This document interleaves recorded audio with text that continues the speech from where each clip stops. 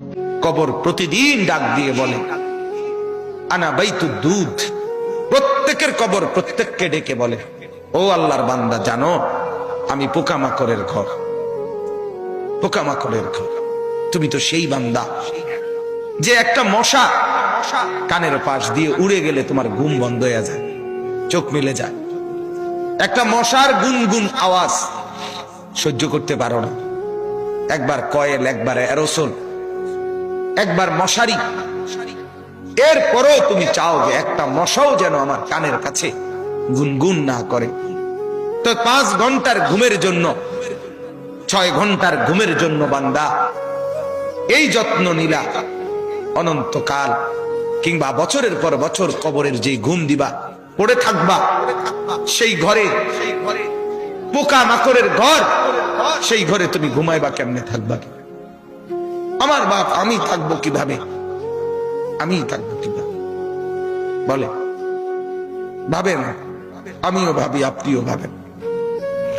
উসিকুম ওয়া ইয়া, আপনাকেও বলছি, আমাকেও বলছি।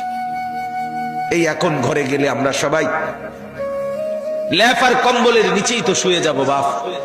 কিন্তু একবার ভাবেন তো, যার মা কবরে, মার কবরে ল্যাপ কম্বল আছে কিনা?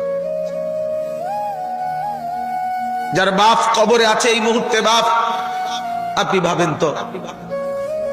আমার এক পরিচিত মানুষ একতলা বাড়ি করছে ঢাকা, 4.5 কোটি টাকা খরচ করে, শুধু একতলার মধ্যে খরচ করছে।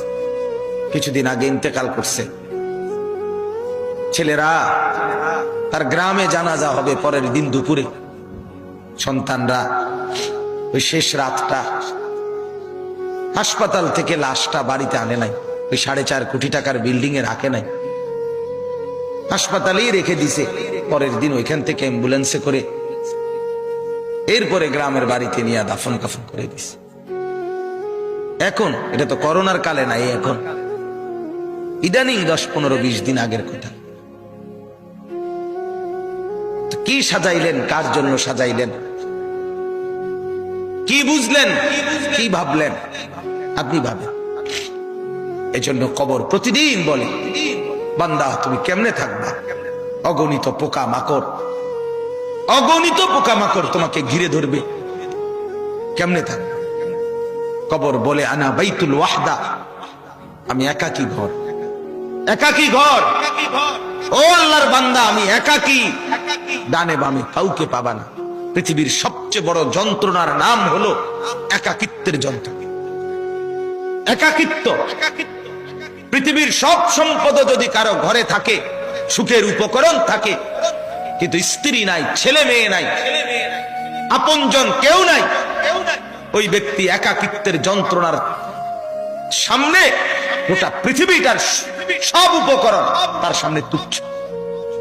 আল্লাহ তাআলা বলতেছেন, ইরশাদ করছেন,